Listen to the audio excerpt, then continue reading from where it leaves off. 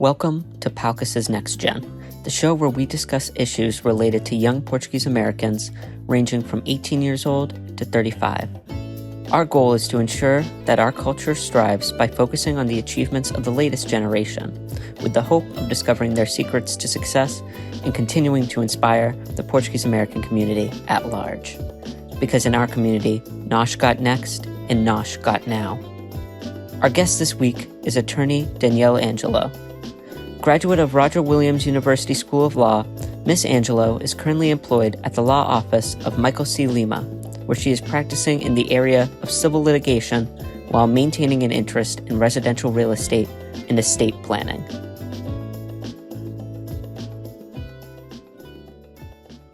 All right, Danielle. No, you're great. I'm excited. I'm very excited.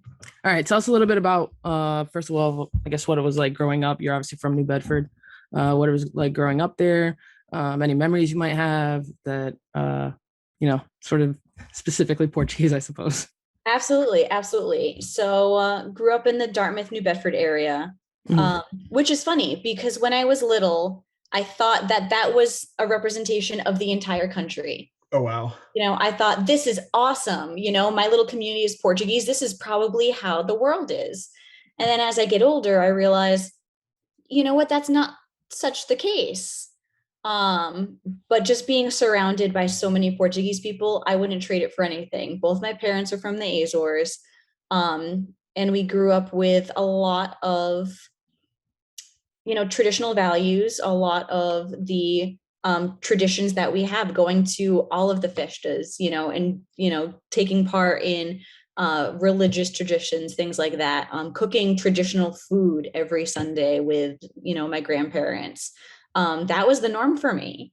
And then, explaining that to people, explaining to people that I have, more cousins than I can count. And they're like, well, I have 3, things like this is just, it's the kind of stuff that other Portuguese people understand. But not everyone. And, as I grew up, I realized how special it was to have that. I think the family values is just far beyond everything else. On Sundays, it was always, you visit with the family. We play cards. We make traditional Portuguese dishes. We enjoy, we share. We tell stories. We laugh. We drink wine. And that, for me, was the best way to spend time. I'm 28 years old now. That's still my favorite way to spend time. So not much has changed there. And I really appreciate having that instilled from a young age, and just having that sense of community, having that sense of family. I think that above all else makes Portuguese culture just so incredibly special. And, you mentioned both your parents from the Azores. Can you tell us a little bit about sort of them, and I mean just a little bit more too about like sort of your extended family? I know you have a tight knit crew over there, so we do. So my mom is from São Miguel. My dad's from São Jorge. Most of my mom's family is here, so they're all pretty local. And my dad's family, honestly, I don't know, because they're spread out between this area. There's some in Florida, there's some in Canada, and there's still a whole lot still back in Portugal. So they came over. My mom was about 5, I believe. My dad was about 9. And they actually moved to New Bedford on Rivet Street, and they ended up being neighbors, and that's how they met. So they've known each other their whole lives, and that's incredible. We actually went back. I've only been back to the Azores once. That was the first time they've been back since they immigrated here, was, I believe, around 1996. So that was a good, 20 some odd years since they'd been here. And since then they've been back a whole bunch of times. I think they're actually getting the itch to go back soon. And my dad talks about it, how he grew up, with some of the most humble upbringings you can think of. He talks about how, he didn't have a bed, didn't have running water, didn't have any of that. They came here, they worked really hard. They're both educators now. They're getting close to retirement, which is awesome. They deserve it. But they've really built a life for themselves, but they still appreciate how hard they've worked and where they've come from. They're great people. That's something that's so special. And that's something that I hope I can make them proud.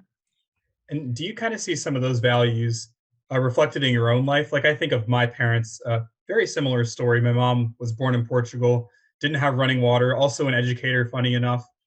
How do you see those values playing out in your life? Because I think our generation, often we might lose track of them, or the values might pop up in kind of unexpected ways where other people are like, why do you do that way? Why are you frugal? Why are you this? Why are you that? 100%. You mentioned being frugal. Oh my gosh. I take bargain shopping like it's a competitive sport. Same. I'm one of those people that will be like, okay, I need to go clothes shopping. I'm going to bring $100. What's the most stuff that I can get? Because I am not buying anything designer. A shirt is a shirt. It doesn't matter if it costs me $200 or if it costs me $2. I'd rather get the cheap one because then I can get more. Stuff like that. And we laugh about it, but no matter how hard you work, there's still that value of coming from nothing. It just gives you an appreciation. And then as far as the family values that I was talking about, my fiance, we actually had a really good talk about this the other day of how he kind of poured his heart out a little bit about how special my family was to him. That was really beautiful to hear from, kind of an outsider, and saying, like, wow, even from the beginning, I saw how close you were. And he's like, honestly, I'm kind of jealous, and his family is wonderful. But we're just next level. I don't have siblings, but like I said, I have a ton of cousins, and I never feel alone. When the pandemic started, it was heartbreaking that we couldn't all be together, but we would be on group FaceTimes all the time. We would do group game nights just like this on Zoom. You couldn't stop us because that's what it was about. Love it. Andrew, do you know how many cousins you have? Can you count them? First cousins, I have like a total of let's see, 6. Yeah. Okay. Not too many, but I know all my second, third cousins. I've met my 6th cousins. Right. Right. The Portuguese people, I feel like, are the original 23andMe. Yeah. Like, you know what I mean? Like, right. I'm just saying, like, oh, third cousin, like, I'm not impressed by that. You got to go further. You have to go further. Yeah. That's so funny though. But you talked a little bit about values and stuff, and sort of in your, like, sort of growing up, with sort of humble beginnings from your father. And obviously you've come pretty far. So, tell us a little bit about sort of like what it is that you do, what's your position, sort of where you're at right now.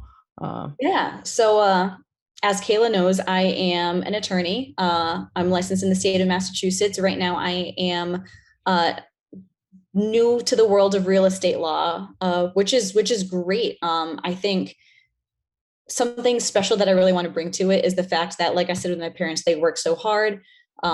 They put a lot of work into their home. They bought the ugliest house, and just, put their heart and soul into it. And, to segue a little bit, like, you've seen Portuguese lawns, how much the pride of ownership is, and how immaculate these homes are. My neighbor right across the street from me is Portuguese, and we bond over that all the time. He'll be like, I like the flowers that you planted. I'm like, your grass looks great. And we joke about it, but there's just this pride of ownership and working hard for something. I purchased my first home about 1.5 years ago. And same thing. I love just building something and making it something special. It kind of is a physical structure that embodies life a little bit and embodies those kind of values, taking something and just making it beautiful, making it the best that it can be. It's so much deeper than just the walls that it is. I don't even know where I was going with this, but here we are. Don't even worry about it. No, you were talking about, like, yeah, go ahead. Yeah. So was there any, like, one moment that convinced you that you wanted to do law? Because I know for a lot of people, like, they say, I was a kid, I wanted to be like a lawyer. But there's some people who just say, like, hey, here was this one moment when I realized it. When I was a kid, I wanted to be a ballerina. Nice. So no, basically it was, I like dancing, so I want to be a ballerina. And then it was, I like animals, so I want to be a vet. Like, there wasn't anything deep down. There wasn't much thought to it until I got to high school. It was sophomore year of high school in history class. We were doing a debate. Very simple. Who was the best president? That was it. Okay. So we were randomly assigned, and I got Jimmy Carter. All right, cool. Now, you hear all this stuff of, FDR, only president that's been elected 3 terms. He did all this stuff, kept the country together through a war. Jimmy Carter seems like a cool dude. Not really has a whole lot of chapters in the history books, So I'm like, damn, this is going to be an uphill battle. And I made it to the finals, with good old Jimmy Carter, which, when you're 16 or whatever it was, I'm like, all right, this is cool. And my teacher just joked saying, wow, I never thought that was going to happen. No offense to you, but just, your subject matter, wasn't the most enlightening. Said, you did a great job. You should be a lawyer one day. And for him, it was probably just, a whatever compliment. But I went home from school that day and my dad did the usual, hey, how was your day? Tell me about it. My dad used to teach US history and geography at the time. So I'm like, oh, hey, in my history class, this is what we did. And I did well. And he's like, you know what? I could really see that for you. And that's kind of what started it for me, was just kind of an offhand comment that probably didn't have much thought behind it from my teacher. Brought it home, said it to my dad. And then I'm like, you know what? I wonder. And here we are. I kind of took it, ran with it, started, positions along the way to learn a little bit, found out that it's something that I could be passionate about. And fast forward, you can probably see my degree behind me and here we are. So it worked out. So you were talking about like purchasing your own home and like just knowing you a little bit, like I know, the decision that, you got, like that was a very difficult decision. And obviously like you put a lot of thought into it and we're very intentional with sort of like even down to like who you were choosing. Cause at that time you weren't in real estate, Mm-hmm. who you were choosing to represent you. Mm-hmm. And I'm curious. I mean, I'm not even sure if we really talked about this all that much. But I'm curious, like what made you seek out a Portuguese lawyer? Like you're, at this point, you're an attorney, Mm-hmm. you know a lot of people in the field, you have contacts. Mm-hmm. Like what made you seek out a Portuguese It's attorney? funny because my real estate agent was as well. Not planned at all. Yeah. But it's one of those things that from the first conversation, it's like, I feel like I'm friends with this person. That's pretty much it. And it's one of those things that it either happens or it doesn't. I met a whole lot of people because I wanted to make the decision methodically. I wanted to do it, based on, a good financial thought process, not just based on emotion, but connecting with the professionals that I did along the way. That was pure gut feeling. If it was, I see myself, I see the values that I represent in the way that these people are, conveying their profession to me. They're the kind of people that I want to be like. They're the kind of people that I want to work with. So there was no intention. There was no checklist behind it. It was just a matter of from the moment we had our first conversation out of curiosity, Mm-hmm. It was all right. I can really get behind the work that you're doing. I want to work with you, and those were people that I was happy to give my business to. Because they're the kind of people that I also wanted to be. No doubt. So like obviously right now, and you said you were recently in real estate. Mm-hmm. Do you want to give us a little bit of like the trajectory? Maybe, if you want to go back further, that's okay. But if you want to just go back from law school and just sort of like walk us through sort of your pathway, because obviously this, this podcast is in part to sort of inspire people to see like there are different pathways to get to where you want to go. So we want to be able to highlight that. Oh yeah. So in law school, I was all about, I'm going to call it the sexy stuff. I was all into the sexy stuff. And you probably know what I mean. If you turn on TV, Law and Order. Oh yeah, that's sexy. People doing stuff in the courtroom. That's sexy.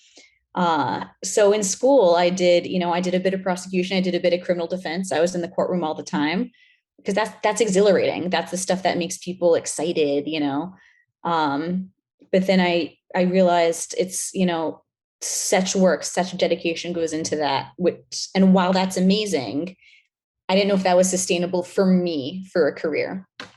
So it kind of just happened that after school, my, first major job was doing civil litigation. So I did that for a couple of years and enjoyed it. But again, after a couple of years, thought long and hard and said, you know what, this isn't necessarily something that I can do for a full career. So let me take a step back. And that's okay. That's okay. I'm young. I'd rather try something and figure out that it's not for me, because then I'm still moving in the right direction. Still moving in the right direction. I've just crossed something else off the list. I don't have to, circle one right now. I just crossed something off the list and it narrows it down more. And then ever since, purchasing this property, I want to bring the happiness that home brought me to other people. Is kind of the thought that went into it. And then that's when it kind of clicked, you know what, I can still bring my love for the law, my love for this profession into something more transactional, but still make it special without all the drama behind it. And that's kind of where I ended up where I am. And so far, so good. So far, so good. That's awesome. And so kind of along those lines, what were some of the biggest challenges that you face either in law school or in undergrad or even as an attorney right now? And how has like the kind of tool set that your parents and your family and your community have given you, how has that helped you overcome that? So before you start, Danielle, I'm just going to say like the popular stereotype of Portuguese people is that, we're hardworking. Having worked, I know you're hardworking. Andrew, I've spent some good times with Andrew. I know he's a hardworking dude. So, maybe outside of sort of a work ethic standpoint, I'd love to get your thoughts on that. Just because, part of this podcast, I think what we're trying to do too is also dispel certain stereotypes or maybe maybe move beyond them. I shouldn't even say dispel because we are hardworking. Move beyond them. So, if you can, I would love to get your thoughts on that. Yeah, absolutely. So I know you asked about challenges and then kind of what helped me overcome it. I'm kind of going to answer that backwards. So I think the one thing that kept me going so much was just the support. Simple as that. When I first started out law school, I actually went to University of Missouri, Kansas City, because my thought was close to where I'm from. Really? Yeah. So, I'm born and raised, like I said, in Massachusetts. So I'm a total New Englander. Had never been to the Midwest. And I thought, you know what, law school's an adventure. Let's go. And financially things are cheaper in the Midwest. So I thought, okay, let's try this out. And then after a year, I wasn't doing so hot, mentally, aside from law school being very difficult. Not even going to expand on that. Law school's hard, simple as that. Being away from my family, man, like that. At first, yes, I'm pretty independent. I like my space. I like doing my thing. I love my family, but I'm an independent thinker. But being physically separated from them for that long, that just beat me down. And I've been so blessed to have such supportive family that I do, that even having them in close proximity, I needed that. So I moved home. I moved back and I transferred to Roger Williams, and all of a sudden my grades started to flourish and I ended up graduating with honors. I'm not going to say, correlation equals causation, but I think just having the familiarity, I'm glad I did it because it gave me a better appreciation for home. Simple as that. So just having support, even if I didn't need it at any given moment, just knowing it would be there, was everything to me. And then some other challenges, honestly, being a woman. I'm going to put it out there. It is tough. It's 2021. Sometimes it is tough being a woman.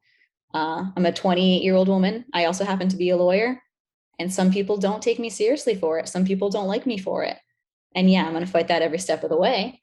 But I'm not going to lie and say that that hasn't been an apparent reason for disrespect along the way. So it's been a challenge, and I'm going to keep fighting it to keep paving the way for other lady lawyers and professionals along the way.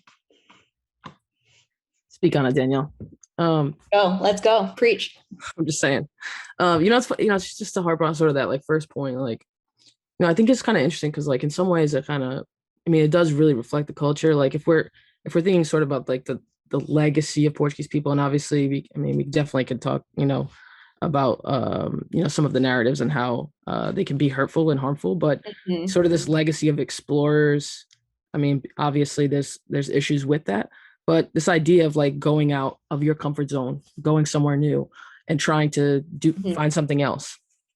So like that concept, I think, is something maybe deep within. You think about sort of the immigrant story. This is also true, right? Right. They have no idea where they're going. Let me just go. Like, I guess we're going to America.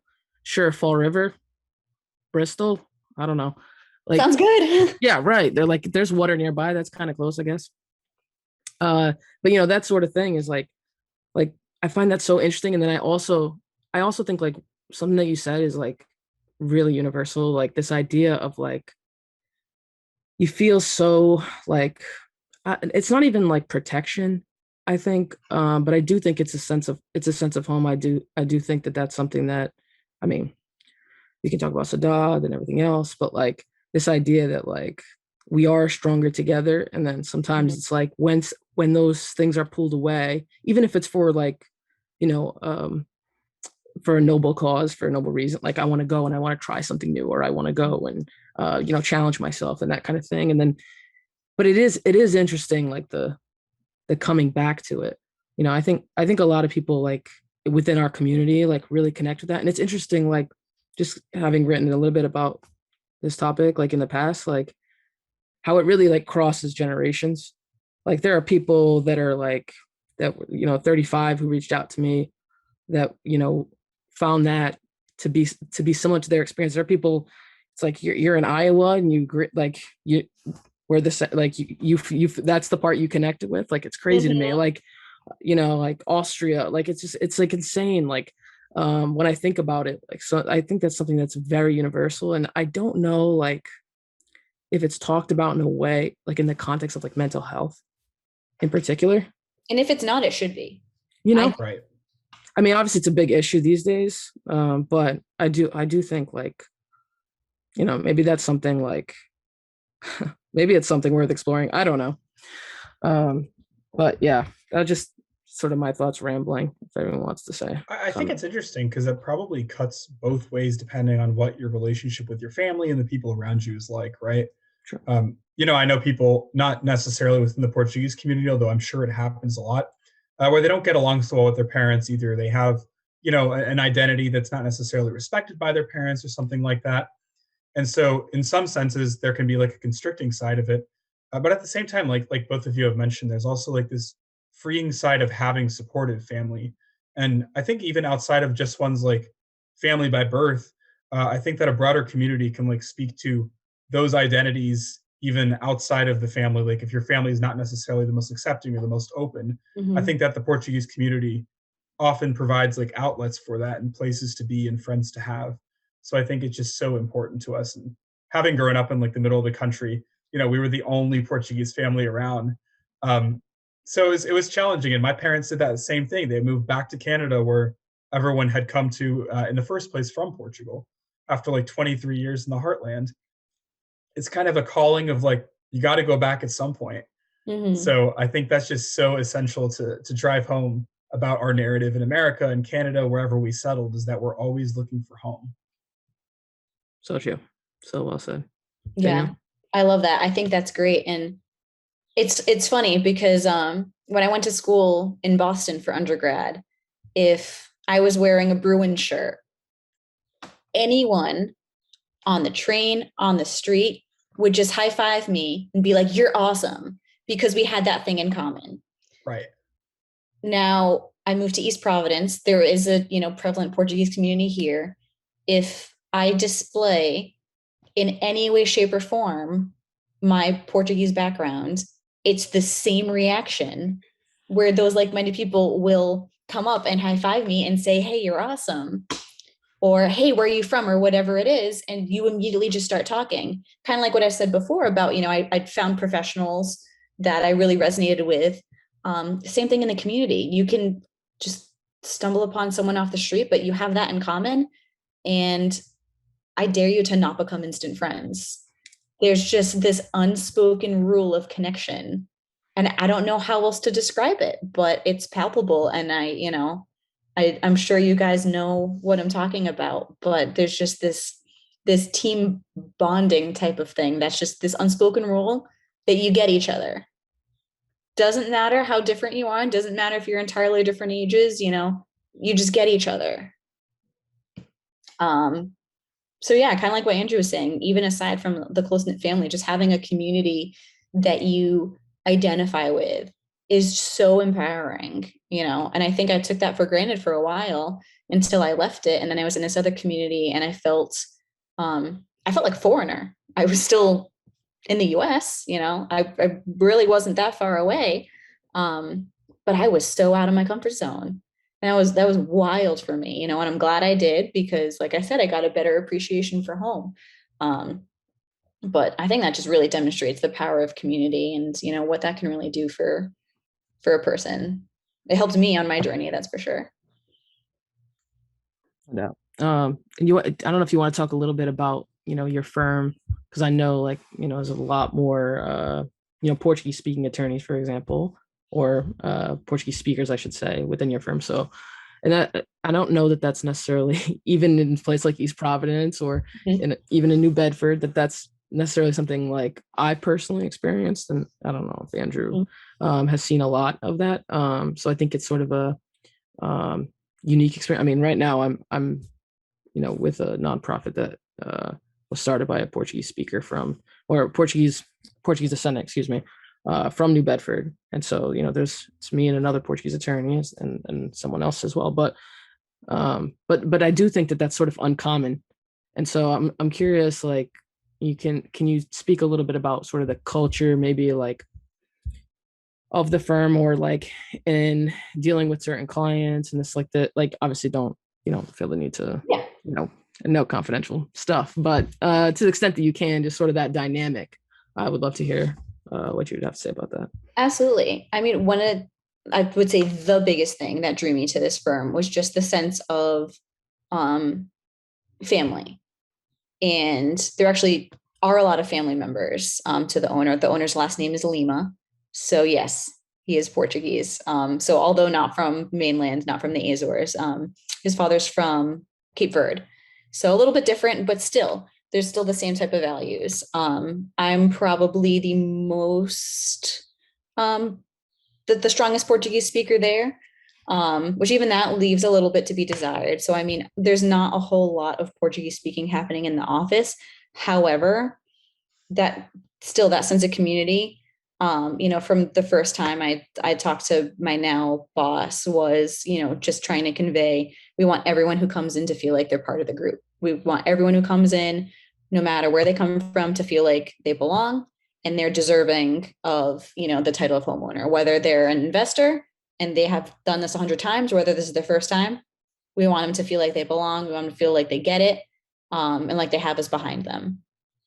And then I'm like, oh my God, that's so great. That's exactly, what I'm about. That's exactly what drives me. Danielle, don't be modest about not speaking. You're a far better Portuguese speaker than I. I mean, Andrew as well, but don't be modest about that. Don't.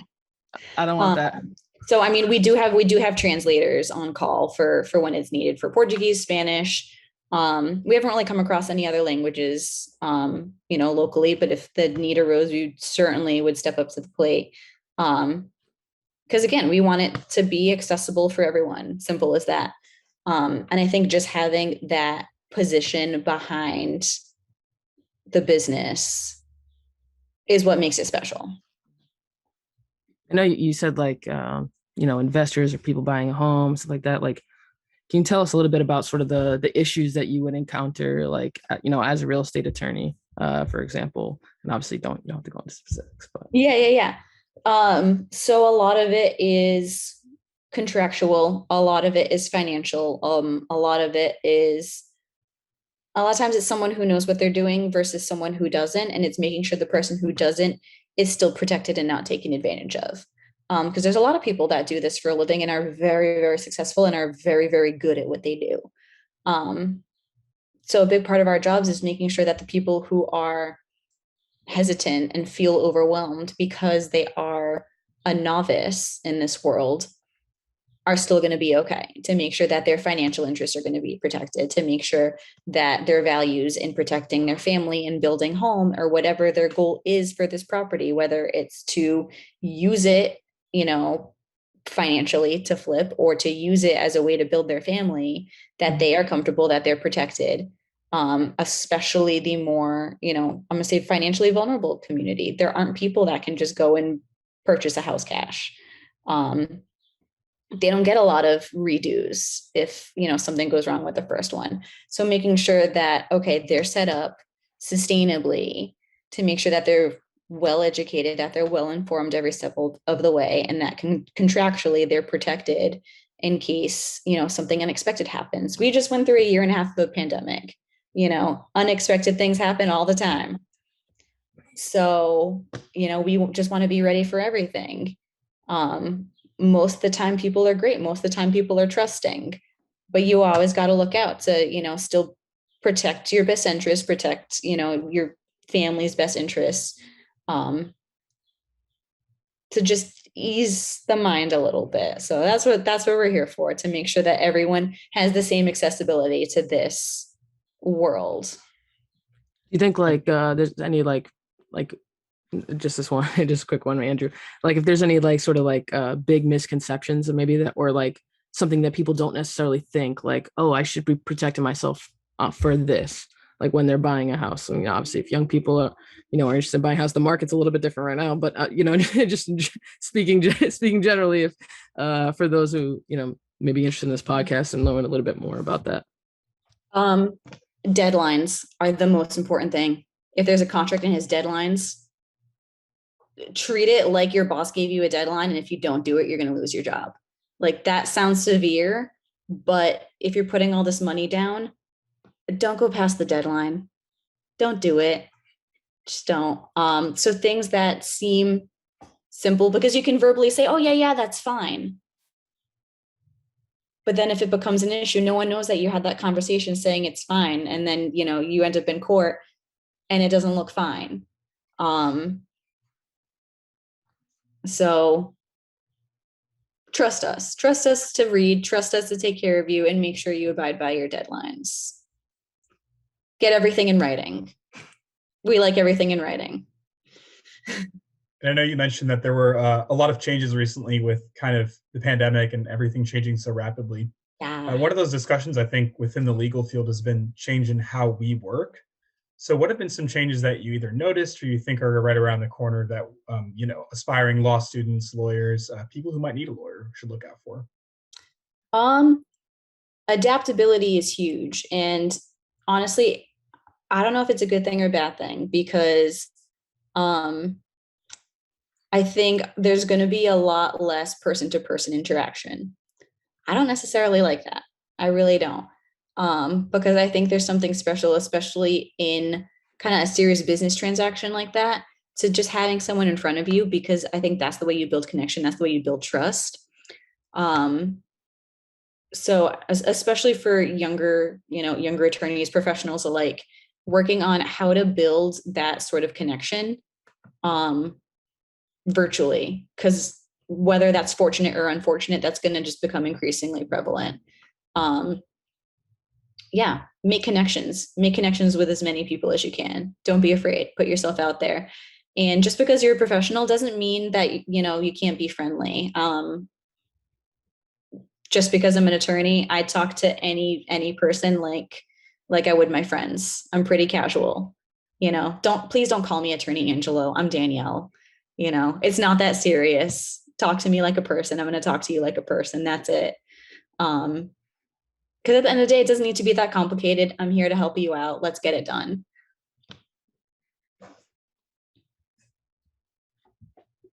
All right. So obviously Andrew talked about maybe advice or reflections on COVID and working within that context. But I'm curious if you have any advice for young people, maybe young Portuguese Americans watching this podcast who want to become an attorney. If you had any, or maybe maybe young Portuguese American in law school, any sort of wisdom, insights, etc., that you might bestow upon us. never take for granted Portuguese home cooking. That will get you through the longest study nights. But yeah, all jokes aside, don't be afraid to admit when you need help. We've talked about, especially in the Portuguese community, we're, hardworking people. I think there is a lot of strong feelings of needing to demonstrate strength and resilience. So many people our age have parents that came here when they were young and have gone through a whole lot of difficulties. So the stuff that you or I go through may seem insignificant. Don't discount that. Anything that you're going through, don't be afraid to admit when you need help, especially if you have a close-knit community. Tell them, rely on them. That is huge. And don't doubt yourself either. I know for my parents, my mom especially, it was very much the traditional, when you're 16, you leave school and you get a job because you can contribute to the family. That wasn't my mom. She wanted to stay in school, and she ended up running away from home because otherwise she would have been beaten pretty badly if she didn't go to work. And that's a lot to go behind. That's a lot to be like, okay, I need to work this hard. I need to do that much. Don't cause yourself to suffer physically or mentally for that. Work hard, but within reason. Listen to yourself, trust yourself, but listen to your own needs. That's important. So my cats are trying to break in. That's just like the most like universal thing, I feel like, in some ways, like this like carrying the torch you feel. And I feel like in some ways, like, obviously, like, you can't compare like the immigrant experience, to being firstborn, whether it's in Canada or the United States or somewhere else. Like, like that immigrant experience is like, it's just so much. And I would never compare, my struggles or the obstacles that I face in my life, like, with the immigrant experience. But like, in some ways, like, I feel like it articulates itself differently, like the challenges, but it's like, it's almost like a lost generation, I feel, in some ways, because, in America, it's like they're an immigrant, or like you're a US citizen. There's no, you know what I mean? It doesn't feel like it does feel like a lost generation. And actually, one of my ideas in this like podcast was like calling it like the Inbetweeners, like, because like in some way, and you think about it in terms of age, I do feel like, I mean, particularly here, like when you see sort of the immigration patterns, like in this area of the United States, in sort of the Northeast, like this is like sort of an in-between generation. And so, I mean, obviously I can speak on that for the like entirety of the country. Like, listen, I'm not a Portuguese historian. I'm just anecdotal evidence. But, but I do think like the way that, our struggles are sort of captured is like to not captured at all. Like in the American experience, I feel like, whether it might not be necessarily the Portuguese, film you put on, this like Portuguese American, immigrant experience. It might not necessarily be that, but we know the immigrant experience. There's tons in popular culture that you can see, from other countries, from other nationalities, from other ethnicities, etc., where you can sort of see like the immigrant experience. So I think in some ways people understand it in a way that maybe the firstborn here maybe doesn't, like that immigrant, that experience isn't necessarily like understood in the same way in America. I mean, I don't know. That's something I've thought about for a really long time, but I don't know if you guys have ever thought like in that sort of like context, whatever. But no, and it's interesting you say that, and this is a conversation that I've had with my dad a couple times before, where he's been here 50 years. He's been here the vast majority of his life. But he says a lot of times when he's here, he's the Portuguese guy. But whenever he goes, visit home, he's the American. He's like, so what am I? So in either place, I'm always the other. I'm never one of. And that's difficult for him to reconcile a lot.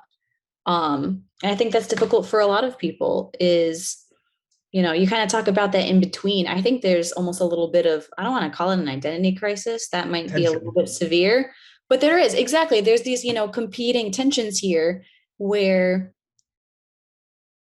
you know, if we bring these traditional values, then it's, oh my gosh, that's what makes you different.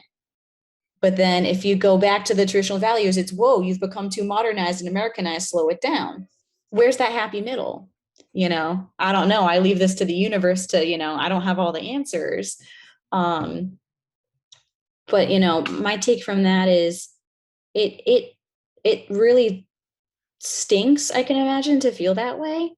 But for anyone having kind of those competing identities, take the best pieces of both. Just try to take the best pieces of both. Because you know what? If I wasn't Portuguese, probably wouldn't be able to cook as good as I do. I wouldn't have as close of a family as I do, probably. I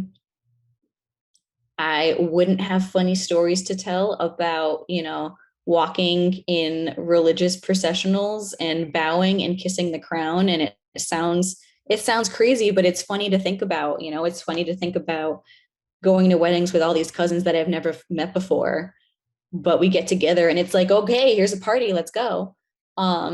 You know, these are all things that make me different, but I'm here for it. You know, and if I were to go back to Portugal, and if I were to go back to, you know, like I said, when my mom was a kid, I would, you know, I would tell my grandparents, hey, it's okay to stay in school. Trust me, one day it'll work out. It'll actually be a good thing. You know, sometimes it's okay to bend your ideals a little bit. That's what makes us, you know, bigger, stronger people, is getting out of the comfort zone a little bit. So embrace it. I wish it wasn't, you know, a polarizing thing. So I hope that's what people can take from those competing identities. This is why we're friends. She's such the optimist. You know what I mean? So I try. It's got to balance it out. I try. I don't know. Maybe one day I'll become jaded, but not today. I don't know, Andrew. Do you feel like that though? Like, you know, I'm like silent because I'm thinking about it, because like for me it was different because I didn't have those surroundings with like a lot of other Portuguese Americans.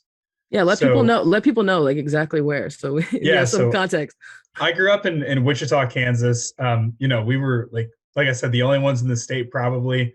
Danielle, you were on the Missouri side, so you don't quite count, I guess. Yeah, it wasn't too far away, but it was, you know, I talk like, you know, I don't have an accent, but my dad does, right? So people from the outside, like, they see my last name, they're like, oh, are you Italian? Like, people had no idea. A lot of people even thought Portugal was part of Spain. Like, that's, you know, if there's something that makes us upset, that's it. So it was a lot of explaining to people, like, yeah, Portugal is a country. Like, it's like very base level. And then I think for the most part, it wasn't seen as like too different. Of course, whenever it was like came down to it, I was always rooting for Portuguese soccer teams, as people found out a little weird. But I think, you know, even without that community, I did get along with other immigrant groups. Like, I think about my friends. I think about the guys I played soccer with. Like, almost all these people were immigrants. Their parents either from like Iran, from the UK, from Mexico, Guatemala. Like, I just had this innate connection with them, because I think we understood this tension, even if we didn't speak about it on a daily basis. You know, we could be practicing together on the soccer team, and that was there.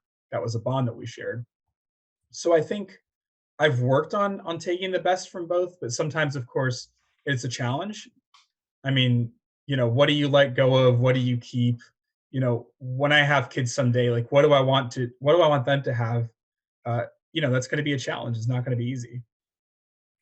Absolutely. It's like spot on.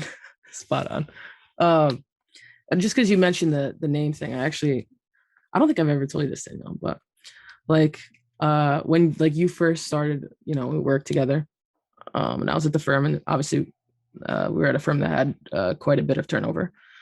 So when someone new came around, I was a little bit kind of this like sussing out period of like trying to, how do they work? Mm-hmm. How do they talk? How do you interact with these people, etc. So there's always sort of this like sussing out period. And I just remember like you coming on, and and this, like this was like a moment for me. I don't think I've ever told you this. Don't go making me all emotional, Kayla. Come on. No. Trust me. Listen. We're not trying to cry on the first podcast. Wait till like episode 3 at least. No, but like when I saw like your obviously your last name, looking at documents, etc., and like saw your last name, like I immediately thought that you were Italian. Everyone does. Yeah. And I was like, once I felt like, once you obviously spoke to me and told me a little bit about your parents, I was like, what does it mean that, like, I'm someone who talks about representation a lot. What does it mean that like there's a Portuguese American, colleague that I have that I automatically think that she's Italian? And because especially in particular at the attorney level, right? Like we see people at, legal assistants, we see, we go to the hospital, we see nurses that are Portuguese. We don't often see Portuguese doctors, right? So I was like, and I just remember like having like a real reckoning with it. I don't think I ever told you this because this would be like a little bit much, but over Babidish, certainly, definitely too much. But yeah, just like that sort of reckoning of like, wow, I don't even expect people to be in this space that are like me. You know what I mean?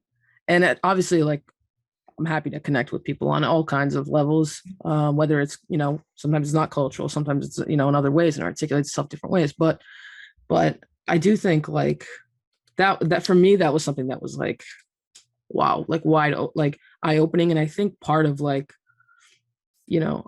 so in some ways, like if you're, and to me, it struck me in particular because obviously like, I went to school in Maryland, came back up here. And to be here, like what part of my brain, I'm working in East Providence, Rhode Island.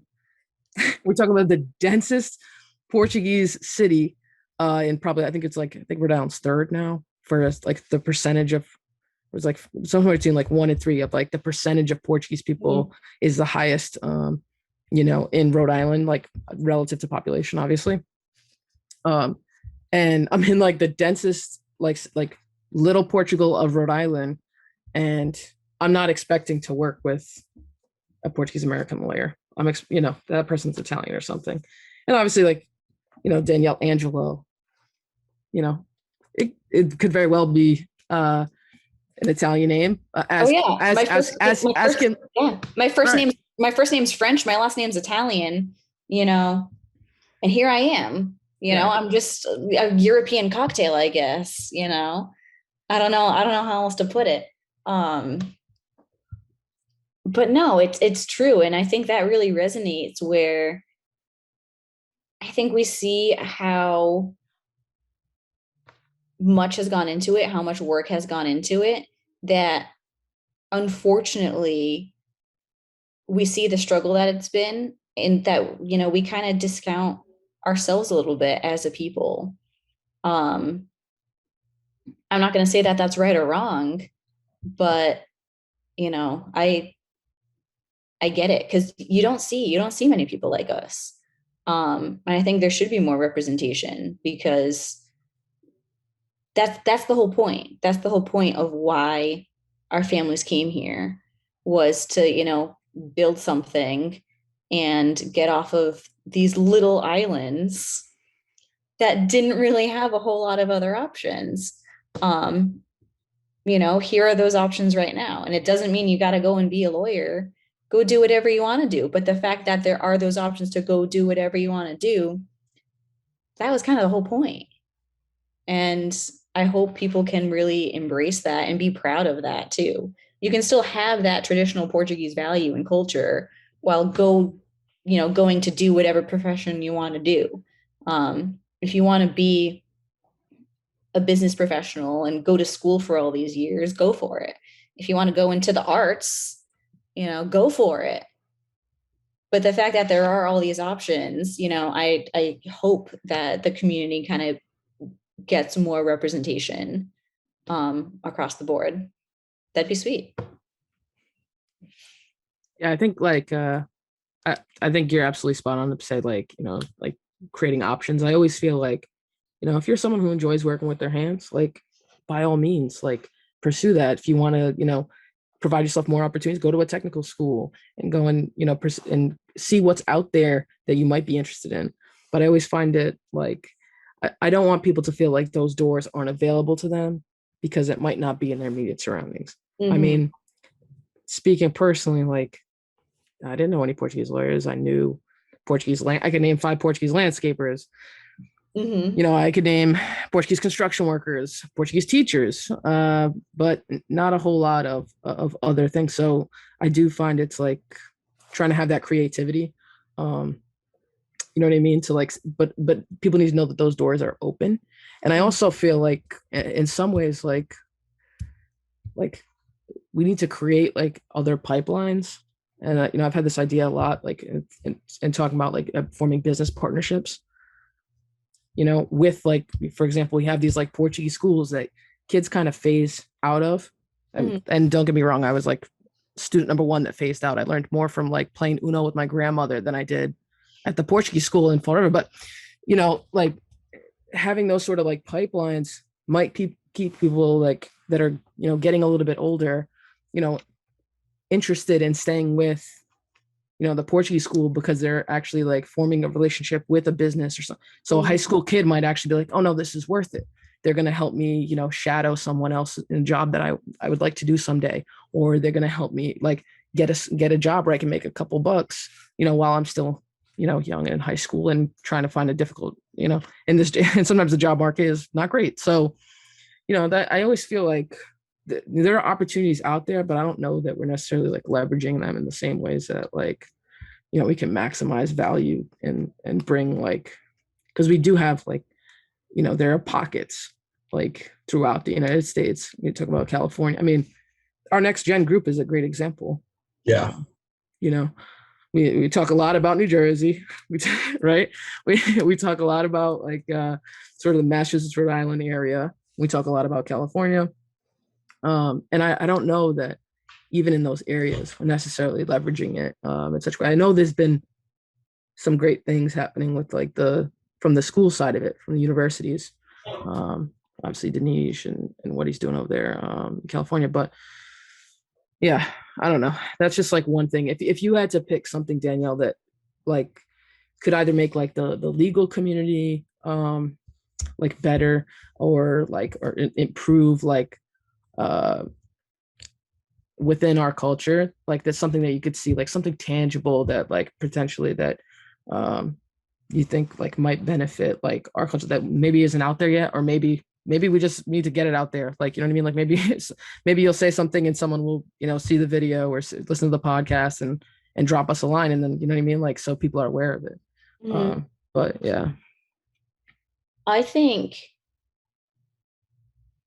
in general, something that I think should be more crucial, and not just in the Portuguese community, but I think especially in the more American community, I'm talking people that have been here for now multiple generations, is other languages. So I'm not even going to pigeonhole it just into Portuguese, but I think just the education of, really embracing that, okay, this country really is a melting pot. We have so many people from, South America. We have so many people from different areas in Europe. We have so many people from different areas in Asia. And I think the expectation is that if other people come here, they conform to the notion of the American people.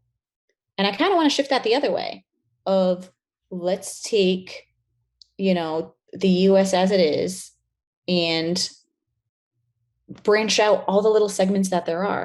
Let's learn more about all the little segments that there are. Let's learn more about all those pockets rather than having all those other people learn about the American ways. Let's do it the exact same way. I think languages should be required, maybe more than one. And I think that'll create a more welcoming community. And I think that'll make, maybe more first generation communities that have had more of that in between, like we talked about before, where you don't really know where you identify, still have some of that comfort level, because you're not just adapting to this US notion and letting go of all your traditional values of, even if it's not, another Portuguese speaking person, you are interacting with someone who embraces culture in general. I think that's something that's so special and goes to more of an overarching community between all. So I'd like to see that become just more reciprocated. Is let's not just learn how to become American. Let's have the American side of me learn how to become more tolerant of everybody else.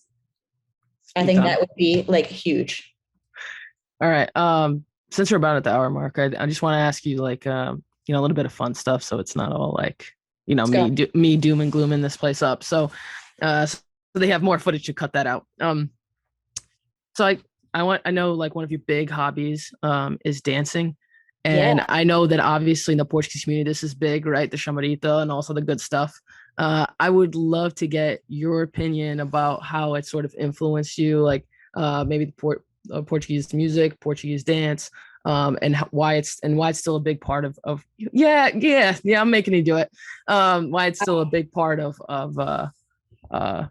your your interests and your life.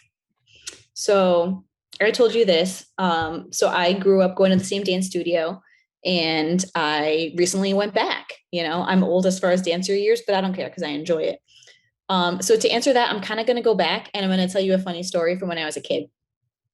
So my mom and I, every Christmas, we set a night aside where we do nothing else. We dim all the lights and we decorate the Christmas tree. And my mom and I get so hyped for it. So growing up, we had this red velvet tree skirt. So after we finished decorating, then we would do the whole nativity scene and put it on top of the tree skirt. Now, before we put the tree skirt around the base of the tree, I would take it and I'd wrap it around my waist and we'd play Portuguese music and I would dance, because it reminded me so much of the dresses of traditional Portuguese dancers, and we would just dance. Now, not Portuguese Christmas music, just anything. Personally, I love Santa Maria, but that's me. Portuguese culture is just so much about like celebration and loving life. And that's just me putting a tree skirt around, my 8-year-old self and just dancing in the living room, having the time of my life. That's why I go back to it right now, because it makes me happy. And being able to share that and perform that, I think there's nothing better. So, I mean, if it still fit around me, I would wear a tree skirt. I don't care. It was pretty fashionable, not gonna lie. And yeah, if you turn, it has the same type of effects of traditional dance. So you know what I'm talking about. You know exactly what I'm talking about. All right. I think that was a good one to end on. Thanks so much, Danielle. I really appreciate you. As always. You got it. I love you guys. I'll catch you later, Andrew. We're not done yet. Yep. Great conversation. Great way to start the podcast. No doubt. Thanks, guys. Thank you for joining us on this week's Palcus's NextGen. This week's podcast was brought to you by Palcus, the Portuguese American Leadership Council of the United States. You can find this episode on iTunes, palcus.org, Amazon Music, and any place where podcasts can be found. The NextGen logo is designed by Silveira Designs. This podcast is produced by Aaron Homem, with post-production by Scott Donnell of Run and Drum Media and original theme music by Pedro H. Da Silva.